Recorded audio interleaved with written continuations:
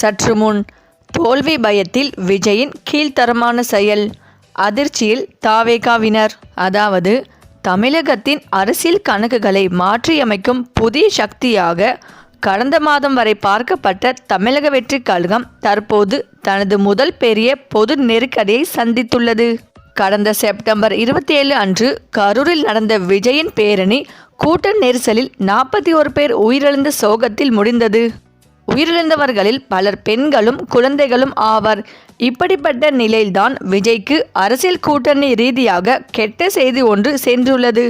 கரூர் சம்பவம் தொடர்பாக சிபிஐ விசாரணை நடந்து வருகிறது.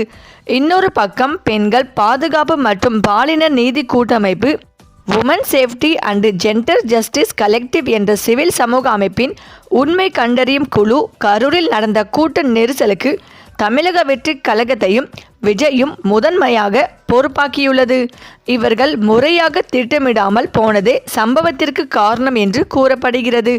விஜய் பேரணி நடக்கும் இடத்திற்கு தாமதமாக வந்தது கூட்டத்தை அதிகரிக்கவே, அதுவே அந்த விபத்திற்கு காரணம் என்றும் அக்குழு குற்றம் சாட்டியது.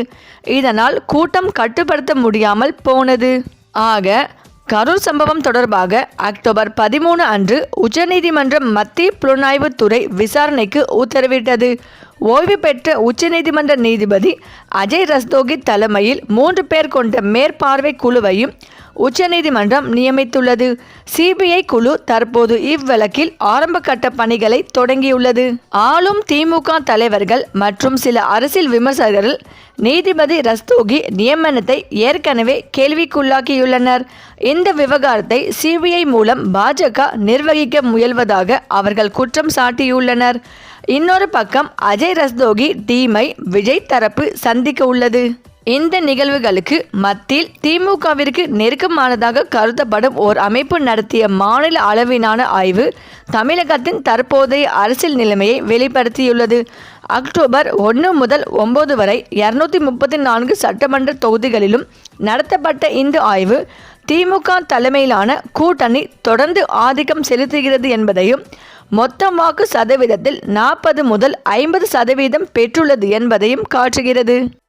தமிழக வெற்றி கழகம் தனியாக போட்டியிட்டால் சுமார் 20 முதல் 23% வாக்குகளை பெற முடியும் என்று ஆய்வு தெரிவிக்கிறது.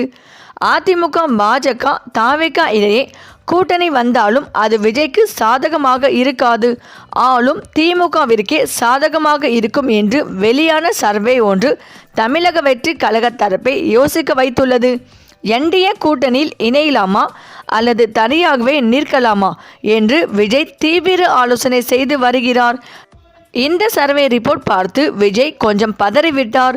விஜய் அதிமுக இடையே கூட்டணி அமைவதற்கான சாதகமான சூழல் ஏற்பட்டு உள்ளது. அதிமுக கூட்டணியில் தவேக இணைய உள்ளதாக எடப்பாடி பழனிசாமி சூசகமாக பேசியுள்ளார். அடுத்த ஆண்டு தமிழக சட்டமன்ற தேர்தலில் விஜயின் தமிழக வெற்றி கழகம் தனித்து போட்டியிட்டால் 23% வாக்குகளை பெறும் என திமுக தரப்பு நடத்திய உட்கட்சி சர்வே கணித்துள்ளது.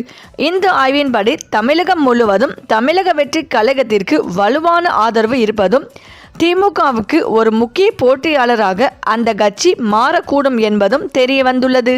2.91 லட்சம் வாக்காளர்களிடம் நடத்தப்பட்ட இந்த ஆய்வில் ஒரு சட்டமன்ற தொகுதிக்கு சராசரியாக 1245 மாதிரிகள் சேகரிக்கப்பட்டுள்ளன.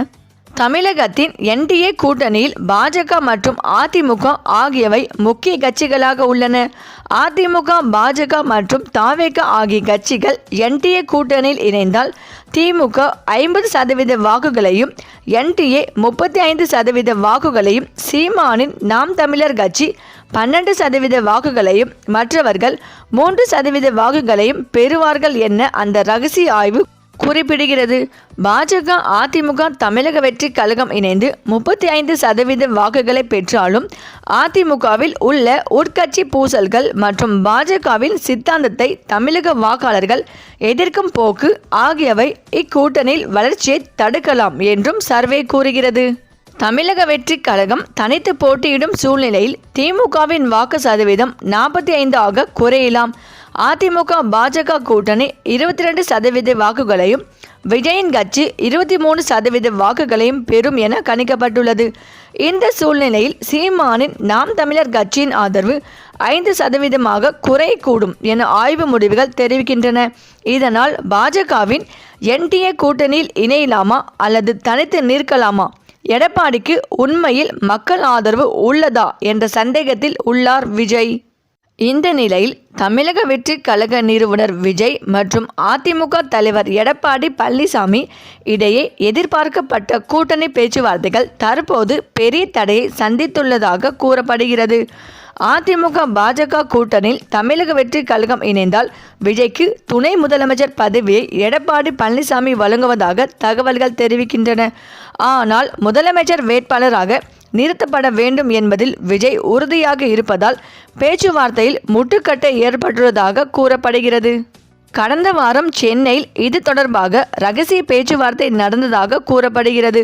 2026 தமிழ்நாடு சட்டமன்ற தேர்தலுக்கு முன்னதாக திமுகவுக்கு எதிரான ஒரு வலுவான கூட்டணியை அமைப்பதில் ஒரு முக்கியமான படியாக இந்த பேச்சுவார்த்தை கருதப்பட்டது. விஜயின் வளர்ந்து வரும் அரசியல் செல்வாக்கு, இளைஞர்கள் மத்தியில் அவருக்குள்ள ஈர்ப்பு மற்றும் அவரது நேர்மையான இமேஜ் ஆகியவை நகர்ப்புற மற்றும் முதல் முறை வாக்காளர்களை கவர உதவும் என எடப்பாடி பழனிசாமி நம்புகிறார். ஆனால் தமிழக வெற்றி கழகத்திற்கு நெருக்கமான வட்டாரங்கள் விஜய் எந்த கூட்டணியிலும் 2ஆம் நிலை இடத்தை ஏற்க தயாராக இல்லை என்பதை வெளிப்படுத்தியுள்ளன. தனது கட்சி மற்றவர்களுடன் கூட்டணி வைத்தால் முதலமைச்சர் வேட்பாளராக தான் முன்னிலைப்படுத்தப்பட வேண்டும் என்று விஜய் தெரிவித்ததாக கூறப்படுகிறது. அவர் மற்றொரு தலைவரின் லட்சியத்திற்கு துணை நிற்பதாக கருதப்பட விரும்பவில்லை. அவர் தனது சொந்த அரசியல் பாதையை உருவாக்க விரும்புகிறார் என்று அவருக்கு நெருக்கமான வட்டாரங்கள் கூறுகிறது. மறுபுறம் எடப்பாடி பழனிசாமி தனது முதலமைச்சர் பதவியை விட்டு கொடுக்க விரும்பவில்லை என்று கூறப்படுகிறது. பவன் கல்யாண் போல நீங்கள் துணை முதல்வராக வாருங்கள் என்று விஜயிடம் எடப்பாடி தரப்பு கூறியுள்ளது. அதிமுக தமிழ்நாட்டின் மிகப்பெரிய எதிர்க்கட்சியாகவும் ஒரு நிலையான வாக்காளர் தளத்தையும் கொண்டுள்ளது என்பதை அவர் சுட்டிக்காட்டினார்.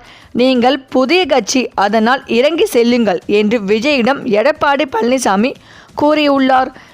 ஏற்கனவே மத்திய உள்துறை அமைச்சர் அமித்ஷா அதிமுக பொதுச் செயலர் எடப்பாடி பழனிசாமியிடம் நடிகர் விஜயின் தமிழக வெற்றி கழகத்தை தேசிய ஜனநாயக கூட்டணியில் இணைப்பது குறித்து பேச்சுவார்த்தை நடத்தும்படி கேட்டுக்கொண்டுள்ளதாக தகவல்கள் தெரிவிக்கின்றன.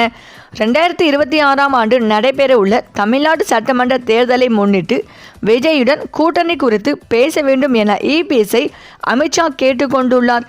இது தமிழக அரசியலில் ஒரு முக்கிய நகர்வாக பார்க்கப்படுகிறது. மேலும் தமிழகத்தில் உள்ள உள்ளூர் பிரச்சனைகளில் விஜய்க்கு ஆதரவு தெரிவித்து இரு தலைவர்களுக்கும் இடையே பரஸ்பர நம்பிக்கையை வளர்க்குமாறும் அமித்ஷா இபிஎஸ்ஐ கேட்டுக்கொண்டுள்ளதாக தகவல்கள் தெரிவிக்கின்றன.